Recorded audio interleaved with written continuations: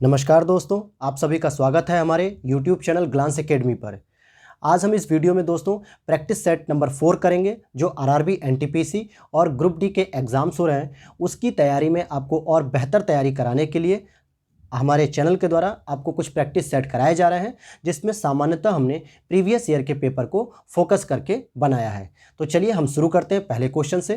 पहला क्वेश्चन आपके डिस्प्ले पर है जो कह रहा है सिंधु घाटी सभ्यता अनार्य सभ्यता थी क्योंकि। तो यहाँ फोकस कर रहा है क्वेश्चन में कि अनार्य सभ्यता क्यों कही जाती है। क्या यह एक शहरी सभ्यता थी?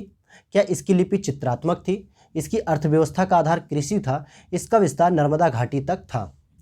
तो आपसे पूछ रहा है आर्य या अनार्य। तो जो ग्रामीण लोग होते हैं, जो ग्रामीण सभ्यता आपको देखने को मिलेगी ऋग्वैदिक काल में, जो आप देखते हो ऋग्वैदिक काल और उत्तर वैदिक काल होता है, वो सामान्यतः आर्य सभ्यता कहलाती है क्योंकि उन्होंने ग्रामीण फोकस किया था गांव में रहने के लिए।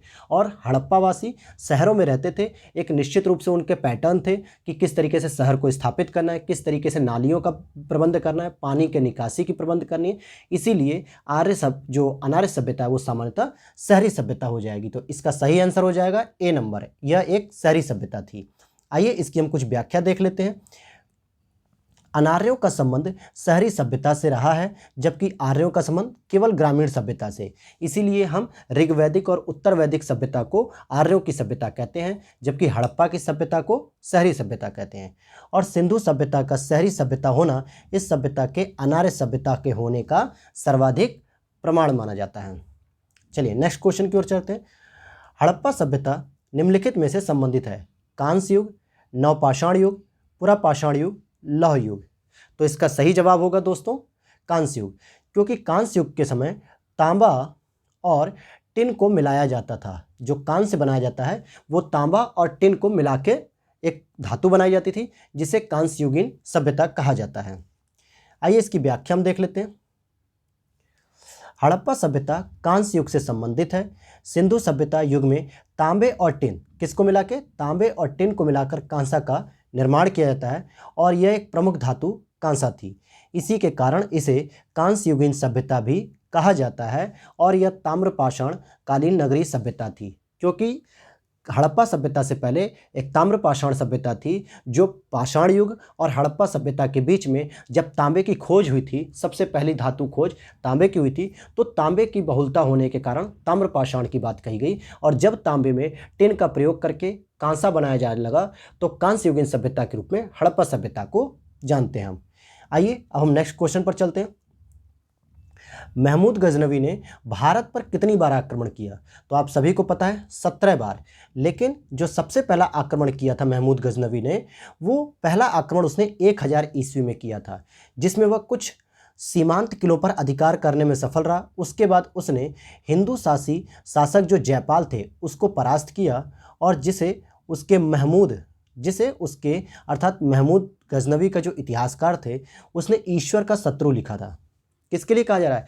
जयपाल को कहा गया कि ये ईश्वर का शत्रु है। और उसका अंतिम आक्रमण 1027 ईस्वी में सिंध के जाटों पर हुआ था। तो इस तरीके से उसने 1000 ईस्वी से लेकर 1027 के बीच में करीब 17 बार आक्रमण किया, और जिसमें 1025 का जो आक्रमण होता है वो उसने गुजरात के सोमनाथ मंदिर पर किया था। आइए नेक्स्ट क्वेश्चन हम पढ़ते हैं। महमूद गजनवी के आक्रमण का सामना करने वाला भारतीय शासक कौन था? तो अभी आपने पढ़ा राजा जयपाल के नाम के बारे में, जो कि एक हिंदू शासक था। चलिए हम आगे देखते हैं। देखिए यहाँ लिखा भी है कि 27 नवंबर 1001 को पेशावर, जो आज पाकिस्तान में है, के निकट जयपाल व गजनवी के बीच एक युद्ध हुआ था जिसमें जयपाल पराजित हो गया था। चलिए आगे देखते हैं। मॉडर्न हिस्ट्री का एक क्वेश्चन है। सबसे बाद में कौन यात्री गए? जैसे अक्सर हमें बताया जाता है कि सबसे पहले कौन आया, तो पुर्तगाली, फिर उसके बाद हमने पढ़ा कि डच, अंग्रेज, डेनिश, फ्रांसीसी, इन सब का एक क्रम पढ़ते हैं हम। लेकिन सबसे अंतिम रूप से कौन गए ये भी आपको पता होना चाहिए कि जब 1498 में वास्को डिगामा व्यापारी पुर्तगाल से आता है तो सबसे पहले व्यापारी पुर्तगाली होते हैं और सबसे अंतिम में गोवा को छोड़ के 1961 में पुर्तगाली ही जाते हैं। तो सबसे पहले आने वाले और सबसे अंतिम जाने वाले व्यापारी कौन थे? पुर्तगाली थे। चलिए आगे हम चलते हैं।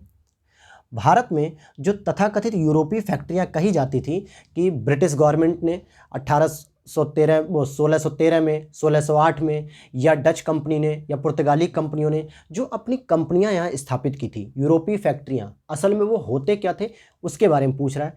क्या वो एक व्यापार के स्थान होते थे, या प्रोडक्शन करने वाली इंडस्ट्री होती थी, या स्टोर करने वाले हाउस होते थे, भंडारगृह, या सुदृढ़ यूरोपीय कस्बे।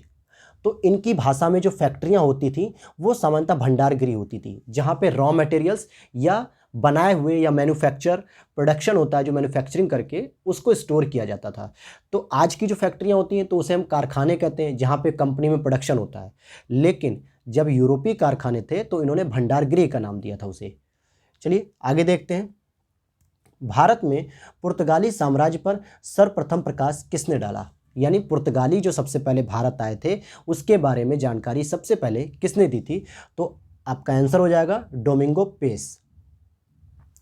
देखिए, भारत में पुर्तगाली साम्राज्य पर सर्वप्रथम प्रकाश डोमिंगो पेस ने डाला था, और यह एक पुर्तगाली यात्री था जिसने 1520 ईस्वी में विजयनगर की यात्रा की थी, और इसी ने बताया, मतलब पुर्तगालियों के साम्राज्य के बारे में सबसे पहले डिटेल इसी ने दी थी।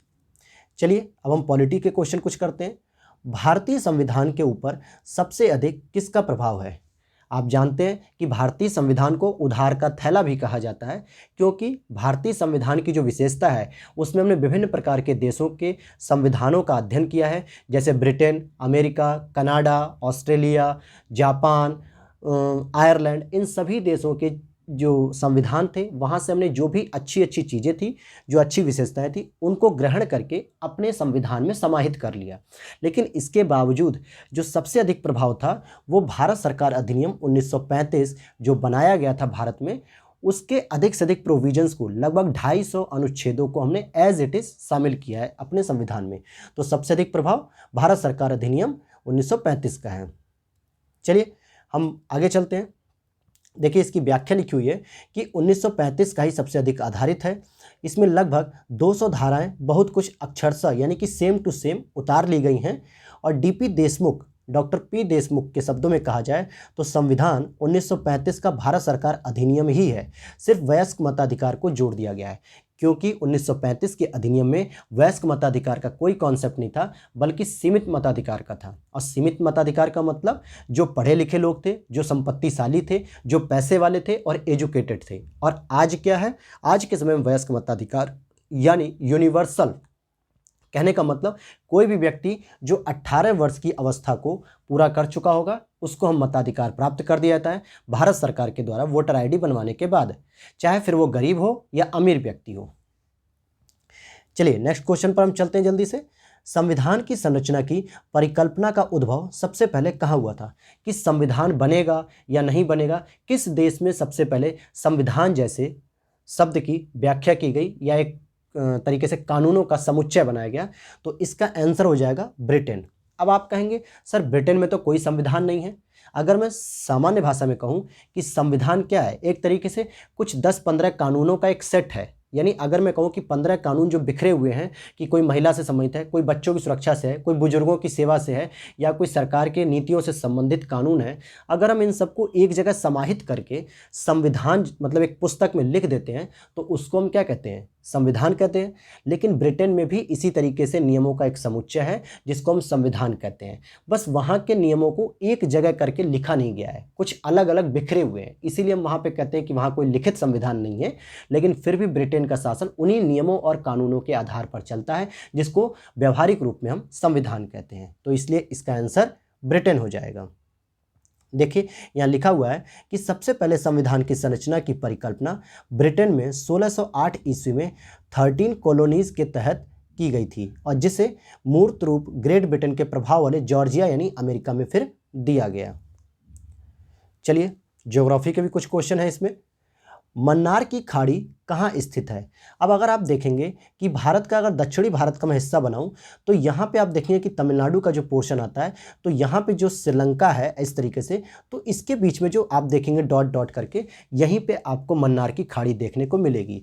और आपसे ऑप्शन क्या दे रहा है कि गुजरात के पश्चिम में, तो गुजरात तो भाई यहाँ पे है, यहाँ पे तो होगा नहीं।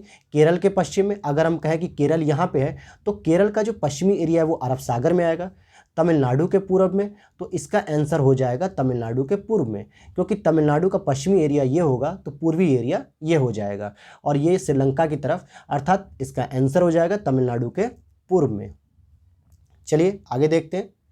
देखिए, गल्फ ऑफ मन्नार यानी मन्नार की खाड़ी हिंद महासागर का एक भाग है जो भारत के तमिलनाडु राज्य के दक्षिण पूर्व और श्रीलंका के पश्चिम में स्थित है।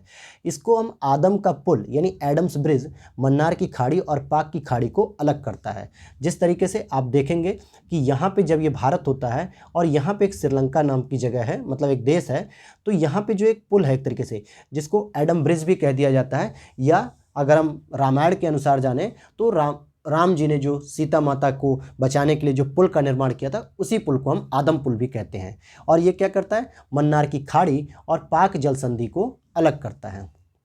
आइए अगले क्वेश्चन पे हम चलते हैं। खंभात की खाड़ी किसके बीच है? कच्छ के रन और जामनगर के बीच, राजकोट जूनागढ़ के बीच, भुज जामनगर के बीच, भावनगर सूरत के बीच। अब अगर आप देखेंगे कि चारों ही स्थान गुजरात से रिलेटेड हैं, लेकिन अगर आप इसका सही आंसर देखते हैं तो इसका सही आंसर हो जाएगा भावनगर और सूरत के बीच में हो जाएगा, जो खंभात की खाड़ी है। किसकी खाड़ी है दोस्तों? खंभात की खाड़ी है। चलिए हम अगले क्वेश्चन पे चलते हैं। कौन समय की इकाई नहीं है, यानी कि समय का मात्रक कौन नहीं है? प्रकाश वर्ष, nano second, micro second, second. तो देखिए, चाहे नैनो सेकंड हो, चाहे माइक्रो सेकंड हो, या फिर सेकंड हो, ये सभी टाइम का एक तरीके से यूनिट बताती हैं। लेकिन प्रकाश वर्ष, जो कि इसका सही आंसर हो जाएगा, ये समय की नहीं बल्कि ये दूरी का मात्रक है, और वो भी किस तरीके की? खगोलीय दूरी। जब प्रकाश के द्वारा एक वर्ष में चली गई दूरी को ही हम प्रकाश वर्ष कहते हैं। और हमने इससे पिछले वाले प्रैक्टिस सेट में इसी को नूरी साल के नाम से जाना था। किस नाम से जाना था? नूरी साल, अर्थात साल मतलब वर्ष और नूरी मतलब प्रकाश, तो प्रकाश वर्ष या नूरी साल के नाम से जाना था। चलिए अगले क्वेश्चन पे चलते हैं। Centre for DNA fingerprint and diagnostic कहाँ पे अवस्थित है? CDFD, centre for DNA fingerprint and diagnostic. तो अब आप समझ गए होंगे डीएनए फिंगरप्रिंट की जो जांच होती है वो कहाँ होती है? हैदराबाद में होती है। आगे देखते हैं। जंतु कोशिका पादप कोशिका से भिन्न होती है क्योंकि? जो जंतु की कोशिका होती है वो पादप कोशिका से कैसे भिन्न होती है, इसके बारे में आपसे पूछे जा रहे हैं। क्या इसमें कोशिका भित्ति नहीं होती है, हरित लवक नहीं होते हैं, तारक केंद्रक नहीं होते हैं, और हीमोग्लोबिन होते हैं? अब आप वो आंसर चुनिए जो एक दूसरे को अलग करने के लिए सेटिस्फाई करें। देखिए, अगर ह्यूमन सेल की बात करें या जंतु कोशिका की बात करें और प्लांट की कोशिका में एक बेसिक डिफरेंस अगर हम पकड़ते हैं, तो आप ये बताइए, हरित लवक क्या हमारे अंदर होते हैं? बिल्कुल नहीं होते हैं। तो इसमें यही तो कह रहा है हरित लवक नहीं होते हैं। तो आप उन ऑप्शन को चूज करिए जिसमें 2 नहीं लिखा हुआ है, तो आप उसको कट कर दीजिए। देखिए, यहाँ पे 2 नहीं दिया है तो हम इसको हटा देंगे, क्योंकि हमसे पूछ रहा है कि उनमें क्या क्या भिन्नता होती है। तो हरित लवक नहीं होते, ये हमारा आंसर सही है। तो जहाँ जहाँ 2 होगा उसको हम चूज करेंगे कि वो आंसर बन सकता है। हमारे अंदर हीमोग्लोबिन मिलता है, बिल्कुल सही बात है। तो जहाँ 2 और 4 होंगे उसको तो रखिए, बाकी को कट कर दीजिए। तो देखिए, यहाँ पे 4 नहीं है, हम इसे काटेंगे। यहाँ पे भी 4 नहीं है, हम इसे भी काटेंगे। तो अब हमारा आंसर या तो ई होगा या डी होगा। अब देखिए, कोशिका भित्ति नहीं होती है और तारक केंद्रक होते हैं। भाई, सेंट्रोसोम भी हमारे अंदर होते हैं और सेल वॉल हमारे अंदर नहीं पाई जाती है। यानी ह्यूमन बॉडी या जो एनिमल होते हैं या जंतु होते हैं, उनकी सेल में किसी भी प्रकार की सेल वॉल नहीं पाई जाती है। अब ये सेल वॉल क्या होती है, जब हम आपको बायोलॉजी की क्लास पढ़ाएंगे तो आप हमारे प्लेलिस्ट से या यूट्यूब चैनल से जाके देख सकते हैं। और इस तरीके की तमाम जानकारी के लिए, अध्ययन करने के लिए आप हमारे यूट्यूब चैनल को सब्सक्राइब कर लीजिएगा और उसके नोटिफिकेशन को भी ऑन कर लीजिएगा। तो इसका सही आंसर हो जाएगा उपयुक्त सभी। तो देखिए, यहाँ पे बेसिक अंतर भी दिखाया गया है। जंतु कोशिका में क्या होता है, ये केवल प्लाज्मा झिल्ली से घिरी होती है, और जबकि प्लाज्मा झिल्ली के अतिरिक्त इसमें सेल वॉल भी पाई जाती है, अर्थात कोशिका भित्ति भी होती है। इसमें हरित लवक नहीं होता है, इसीलिए हमारी सेल या किसी जानवर की सेल विभिन्न प्रकार के रंग नहीं दिखाती है, हरे, पीले, नीले। जबकि पौधों में हरित लवक पाया जाता है, इसीलिए इसकी पत्तियों का रंग हरा होता है। और जंतु की कोशिका में 1 या 2 तारक केंद्रों का सहित सेंट्रोसोम होता है, और जबकि इनमें 2, अगर हम पादप की बात करेंगे तो इसमें 2 छोटे साफ क्षेत्र होते हैं जिन्हें ध्रुवीय टोपी भी कहते हैं। और मनुष्य में हीमोग्लोबिन होता है, इसीलिए मनुष्य का जो रक्त होता है वो लाल रंग का होता है, जबकि पौधों में इस प्रकार का कोई भी हीमोग्लोबिन नहीं होता है, क्योंकि पौधों में कोई भी लाल रंग का रक्त नहीं पाया जाता है। तो ये तो था जंतु और जो है कि आपका अंतर।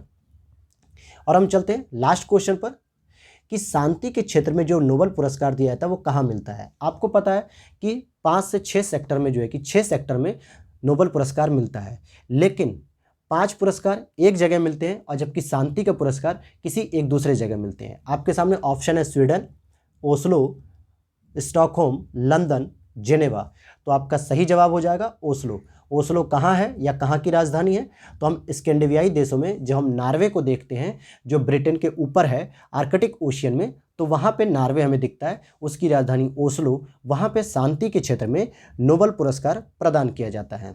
आइए और भी जानकारी हम इससे लेते हैं। देखिए, शांति के क्षेत्र में नोबेल पुरस्कार नॉर्वे की संसद समिति के द्वारा ओस्लो, जो कि नॉर्वे की राजधानी है, वहां प्रदान किया जाता है, जबकि अतिरिक्त अन्य 5 क्षेत्रों भौतिकी, रसायन, चिकित्सा, साहित्य एवं अर्थशास्त्र में नोबेल पुरस्कार स्वीडन की राजधानी स्टॉकहोम में दिया जाता है। और स्वीडन भी कैसा देश है? स्कैंडिनेवियाई देश है, जो शांति प्रिय देश कहलाते हैं। तो ये तो था दोस्तों आज के कुछ 15 इंपॉर्टेंट प्रश्न, जिसमें हमने पुराने पेपर को जो है कि समाहित किया था। मैं उम्मीद करता हूँ वीडियो आपको पसंद आ रही होगी और इससे संबंधित कुछ क्वेश्चन और जो बन सकते हैं वो भी आपकी तैयारी हो रही होगी। तो प्लीज़ वीडियो अगर अच्छी लगे तो लाइक कर दीजिएगा और अपने और भी दोस्तों के साथ शेयर करिएगा, कि ताकि वो भी इस यूट्यूब के चैनल के माध्यम से प्रैक्टिस सेट सॉल्व कर सकें। तो इसी के साथ हम विदा लेते हैं। जय हिंद, जय भारत।